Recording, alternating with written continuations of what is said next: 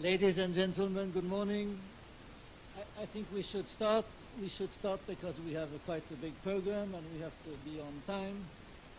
My name is Brice Lalonde. I am one of the two executive coordinators of this conference, Rio Plus 20, which happened last June. You know, this is a conference of the type every 20 years. And what the conference was about the next 20 years. How can humankind address all the problems and issues of the next 20 years? Of course, water was a very important topic of this meeting. To go very fast, the main outcome of this conference was to ask the international community to set sustainable development goals, a set of a few sustainable development goals in 2015. What can the whole of the international community decide as a goal, as a common goal for all humankind in 2015? This is very important and can be a very historical decision and moment, because in 2015, it's also the date at which the international community should find a successor to the Kyoto Protocol on climate change. So we have this very important date, 2015, and all what we are doing actually is going to go in that stream. What is going to happen, because in 2015 it's also the review of the Millennium Development Goals which address poverty. Sustainable Development Goals is different because it's all countries, including developed countries. And in Rio Plus 20, for the first time, the question was not only to address the bottom billion, how can we end poverty, but also the top billion. Can these countries with high consumption, can they probably look at the environmental footprint and reduce the environmental footprint? So it addresses also what rich countries have to do and not only what we can do for the very poor countries. So that's the first time, and so this is a huge amount of work we are doing on the what is called now in the United Nations the post-2015 development agenda. Of course, Rio Plus 20 also addressed sustainable development, the green economy, and to tell people on water, for instance, something which is called beyond GDP. How can we have a better accounting for the economy? How can we include natural capital or ecosystem services inside of our economic accounting? For instance, you know that now all countries have been asked to work on carbon footprint, but it's going to be the same on water footprint. How much water did you use to produce this, to do this service? So all these, now the United Nations system and all countries are going to work on how can we have something beside GDP to take into account natural capital and ecosystem services. We also decided to upgrade UNEP. There was people from the United Nations Environmental Program here. We have decided to create a forum on sustainable development. And we have also something called the Compendium of Commitments, because these meetings are not only intergovernmental meetings, but also there was a huge amount of NGOs, of young people, enthusiastic, of business, of local governments. And we have commitments like in monetary, it was more than $500 billion, which were pledged in the next year. So it was a very important meeting. And so in the official document, you have a lot, of course, on water. But there was also something like 50 events on water, which were very important also, coming after the World Water Forum in Marseille. We had the Water Day, UN Water was very involved, UNICEF, all the United Nations system. You had the countries, Friends of Water, especially animated by Tajikistan and Hungary. They had a huge amount of work to organize countries on water.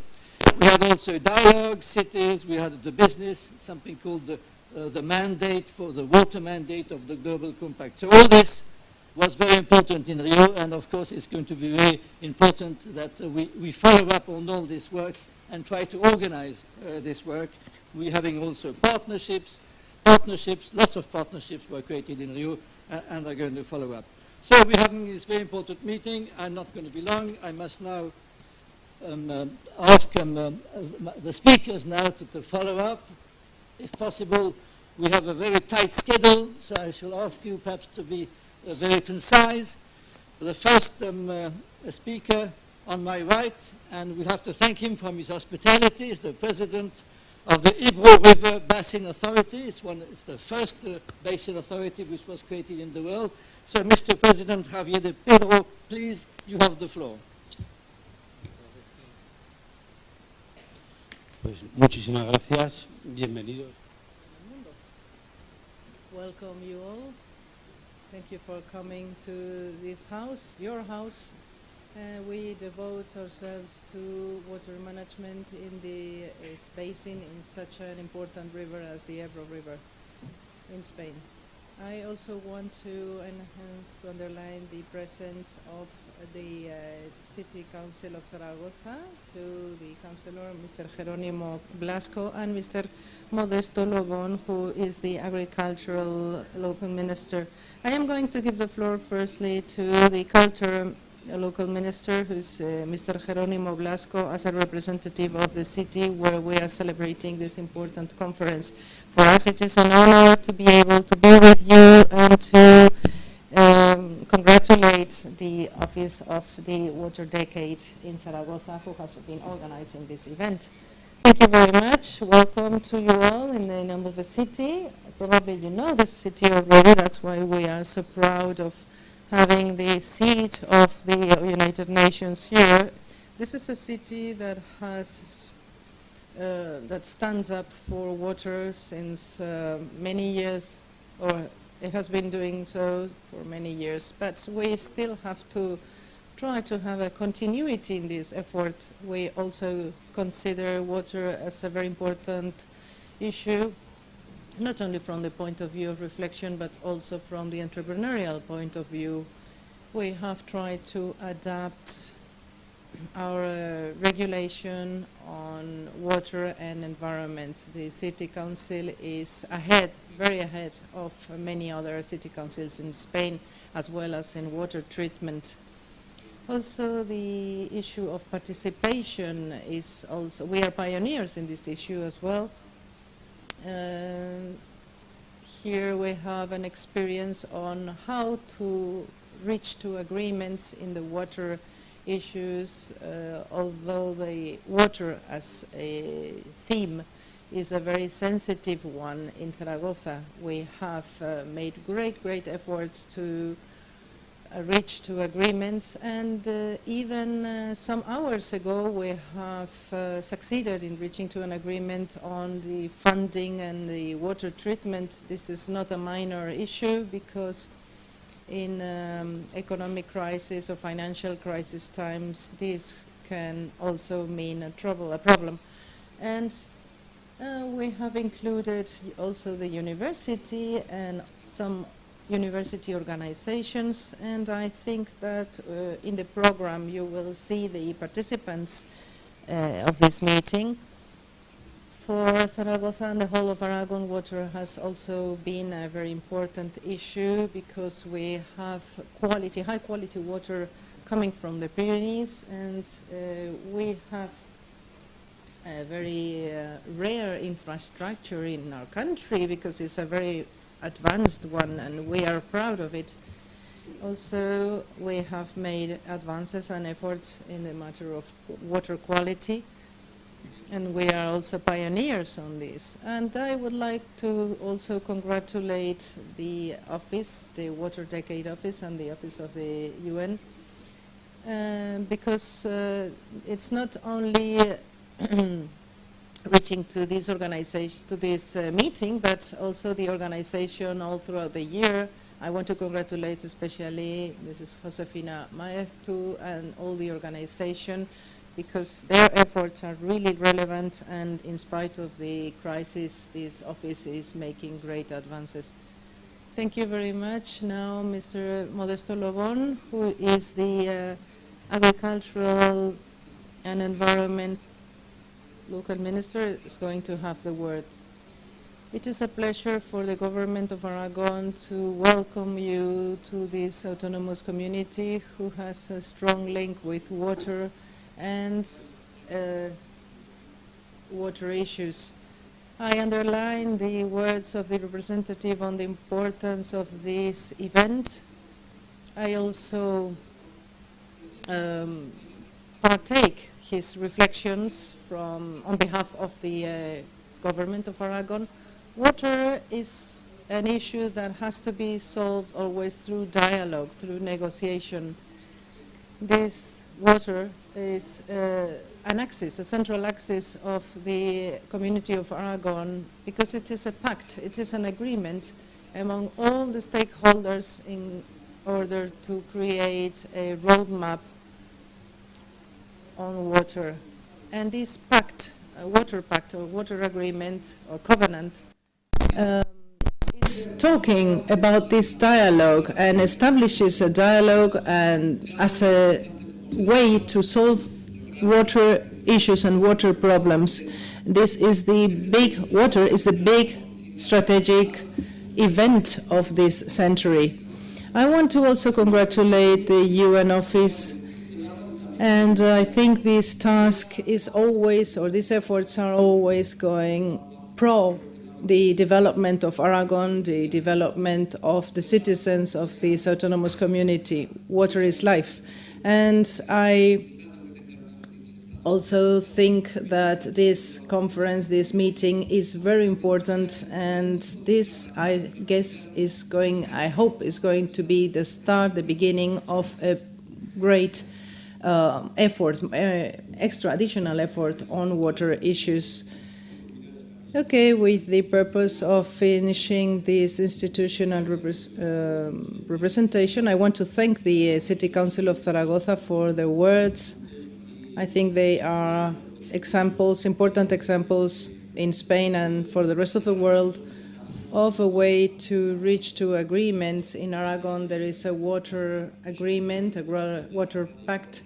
The management model of Zaragoza is an example of water treatment, and I think it is important to get to know its experiences, focusing on the issues of this event, which is especially cooperation in water issues. This is a fundamental element which means maximum consensus, problem solving, and I think it is a very important element in order to make a good water management from the point of view of the profitability and as well as the environmental protection. That is a sustainable development that we think is linked to economic development and we deem fundamental.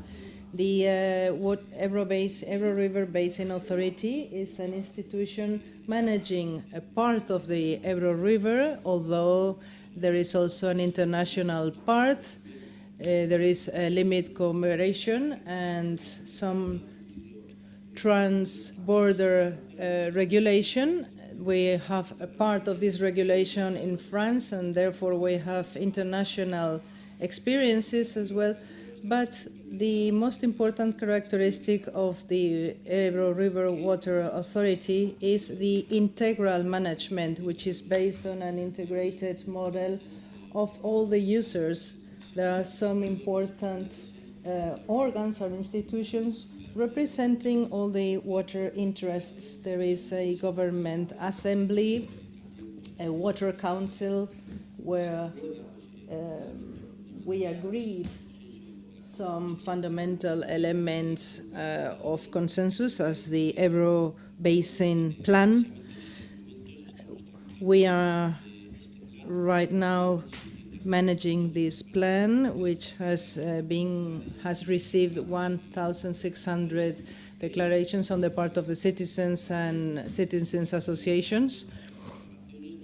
And we are giving a response to these allegations on the part of the citizens, including all municipalities, autonomous communities, users or water users associations, irrigators, the hydroelectrical companies, the industrial interests, also the ecologists groups. And in this sense, we think that it is very important that through this organ we can reach agreements and consensus on the water issues. This is a model that we are continuously or all the time showing to the world, and in spite of the difficulties that are present in the water issues, it has to be perfected. All models have to be developed and perfected and have to present better qualities. We are working not only on the participation of consultative users, water users, or the organizations directly related to the use of water from the environmental point of view, but also the recreational users, the touristic users or the leisure users of water that are also important to be taken into account. We also have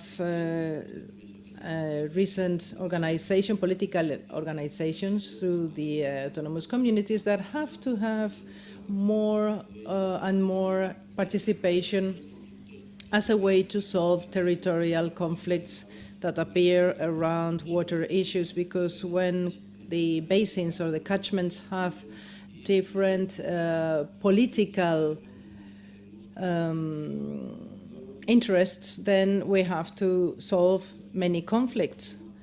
And in the part of the autonomous communities, there are also ad hoc organizations that are organizations created expressly for these issues. And in our house, we want to foster these organs, these groups, and we also want to give an importance to cooperation, because cooperation is a very important issue, because around water we know that there are conflicts and we have to look for solutions, agreements, and in this sense, this is the message I want to convey to you. I want to thank you for your presence here. It is an honor for us to debate here in Zaragoza and in this house the water issues, which are very important.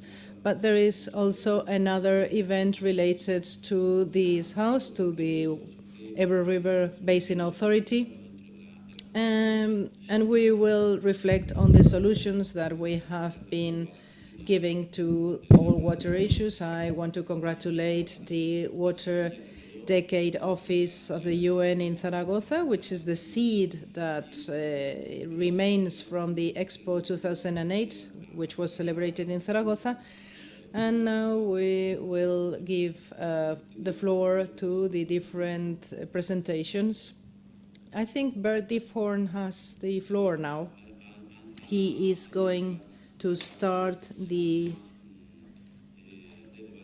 debate part of this meeting. Thank you very much to you all.